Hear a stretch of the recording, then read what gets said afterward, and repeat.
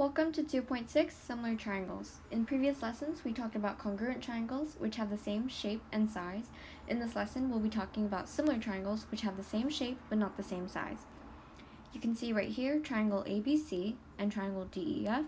These two are similar triangles. You can see they have the same shape, but not the same size because DEF is bigger in size. Now, how would we write that? What notation are we going to use? Remember, when we talked about congruency, we wrote equal sign with the squiggly line. We're going to use a different notation to represent similar triangles. So first, let's write triangle A, B, C, and we write a squiggly line instead of an equal sign with the squiggly line. This squiggly line represents similar triangles. Now, even though the notation is different, even though the symbol you use is different, you still have to follow the rule where we have to have the vertices correspond to each other. So vertex A corresponds to vertex D. Next is B, so you can see in the figure it corresponds to E. And lastly is F, okay? So even though the symbol is different, you see that the vertices still correspond to each other just as they did when we wrote our congruent statements, okay? Now, remember when we talked about transformations, when we can move and change around the congruent triangles, but it didn't affect their size or shape. So the size and shape would stay the same. Remember, we talked about translations, where we took a triangle and just moved it from one location to another. And we also talked about rotations, where we rotated a triangle around its center. And the last one we talked about was reflections, where we reflect triangles about some axis, and I said you can imagine it as if the triangle was looking into a mirror. Okay, so those three types of transformations didn't change the size or shape. But now we're going to talk about a fourth transformation where we are going to change the size but not the shape. So this is called a dilation. This is enlarging or reducing a triangle to change the size but not the shape. So why is this important? Well, remember when we wanted to test if two triangles were congruent, we could translate it, rotate it, reflect it until they overlapped on top of each other. And if they overlapped on top of each other perfectly, then we knew they were congruent. Now, when we want to test if triangles are similar, we can use dilations. So in this example, we don't have to translate it, rotate it, or reflect it. We don't have to rotate it or reflect it because the orientation is already the same. So what we can do is translate it and we can dilate it. In this case, I'm going to enlarge this triangle and we're going to check. So maybe if I enlarge it a little more,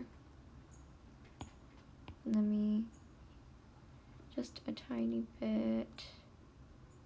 You can imagine that if I enlarge this to a certain point, they would overlap perfectly on top of each other, just like that. And because they do, at this point, they're congruent. But what that means is that because I was able to dilate this and enlarge it to a point where it was perfectly overlapping, that means that the original triangles, which is this triangle, that the original triangle is similar to this triangle because I was able to dilate this triangle and perfectly overlap it on top of this triangle. Similarly, I can dilate this one by making it smaller until it perfectly overlapped. And because it perfectly overlapped, that tells us that the original triangles are similar to each other. So that is another transformation, dilations, where we change the size but not the shape. Now let's take a closer look at similar triangles. These are the same as the ones up here, except I've added the angles and the measures of the sides. Now pause the video and take note of what you notice. Okay, hopefully you've paused the video and thought about what things you identify, what type of similarities you identify between these two triangles. Well, for one, their interior angles are congruent to each other. Angle B, angle E are congruent, A and D are congruent, C and F are congruent. But what you do notice is that the sides are actually not congruent.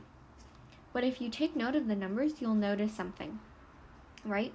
So we know AB segment AB corresponds to segment DE, right? Segment AB corresponds to DE. Yeah. Also, you notice segment BC corresponds to segment EF. You also notice segment AC corresponds to segment DF, okay? Now let's try to identify some ratio, because now after seeing this, we can say that similar triangles are proportional.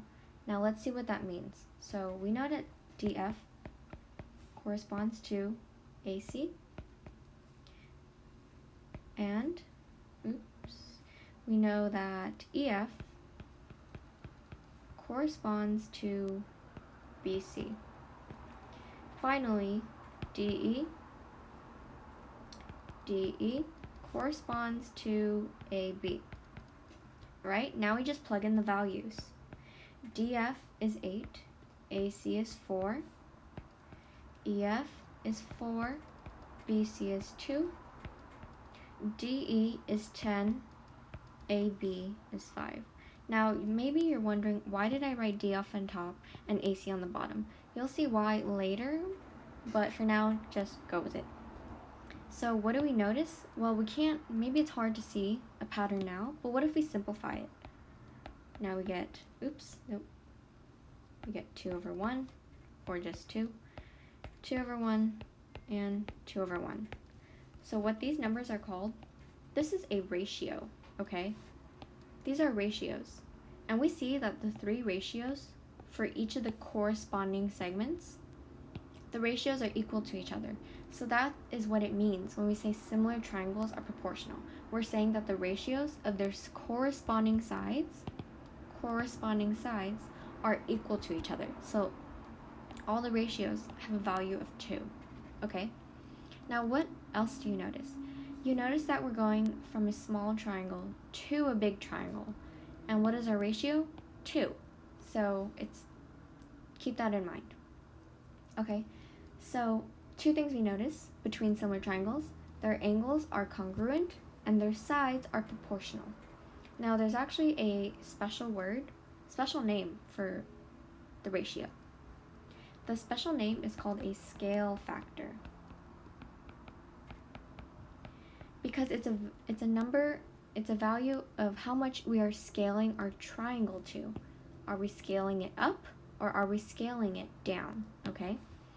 So by definition, the scale factor is the ratio of the new triangle, these 2 dots represent ratios, to the old triangle. So that's why you see I wrote DF, EF, and DE on top, because it's the new triangle to the old triangle. Even though I wrote it like this, I can also write it like this: new to old. Okay?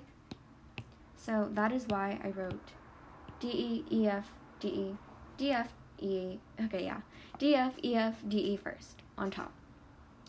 So now you're going to have to calculate these scale factors. So let's take a look at an example. Given ABC is proportional to triangle DEF, calculate the scale factor from ABC to DEF. So the first thing you want to ask yourself before you start trying to solve is the scale factor going to be greater than 1 or less than 1? Pause the video and think about it. Okay, hopefully you paused the video, and hopefully that you determined that your scale factor should be greater than 1. Why is that?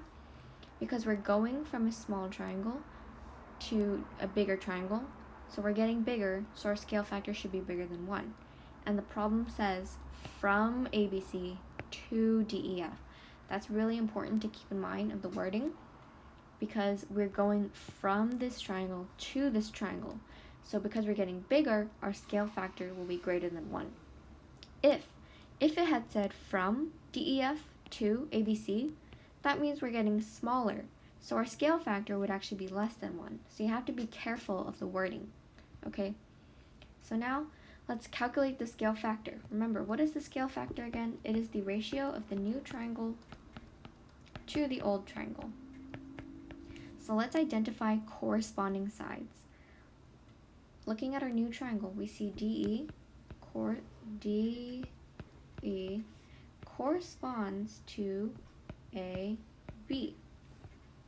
We also know that EF corresponds to BC. We also know that DF corresponds to AC. And now we can plug in the numbers. 10 over 5, 14 over 7, 26 over 13. Again, we'll have to simplify, right? And these all simplify to 2.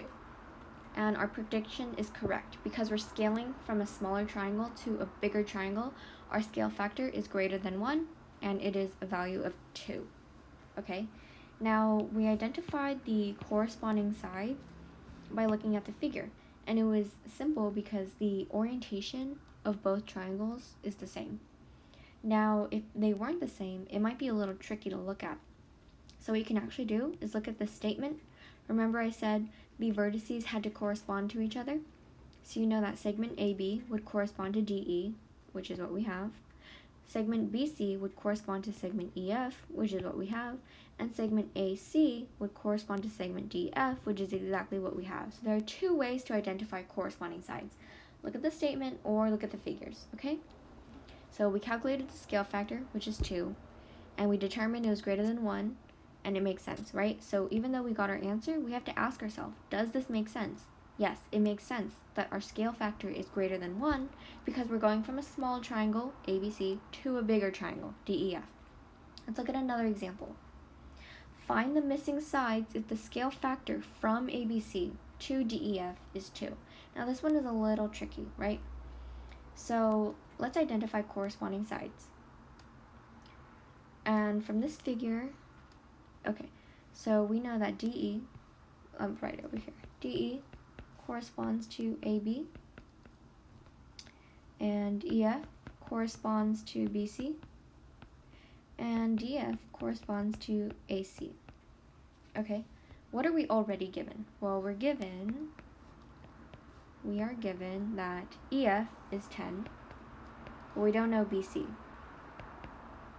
We don't know DE, but we know AB is 6. And we know DF is 14, but we don't know AC.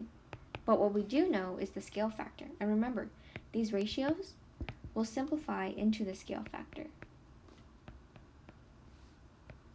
Okay? So now we can fill in the missing sides given the scale factor, right? So you can look at this, or you can just look at the figure, right?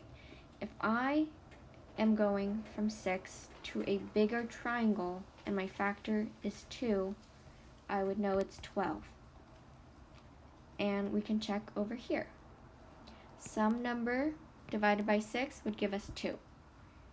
What we can do is DE is our unknown. We can get it by itself. So how do we do that? We can just multiply 6 both sides. This 6 would cancel out, and what we would be left with, I'll write it down here, DE equals to 12. So you see there are 2 ways to solve it. You can solve it algebraically, or you can sort of think about it, and maybe it'll be simple because the scale factor is 2, so it's somewhat simple. Now what about here? If we are going from some number and we're scaling it by 2 to get 14, what would that be? 7. Now try this one by yourself. Pause the video. Hopefully you pause the video and you discovered that the answer was 5 because we're going from 5, scaling it by 2 to get 10. And even if we solved it algebraically, we would get the same thing. I can move it here, right? Because I said we wanted to get the unknown by itself to solve for it algebraically. How do we do that? Well, we can just switch these two. How do we do that? Multiply each side by BC. This would cancel out, so we get 10 equals 2 times BC. We want to get BC by itself, so divide by 2. And BC equals to 5, which is exactly, which is what we solved for. So you can solve for it algebraically or using logic.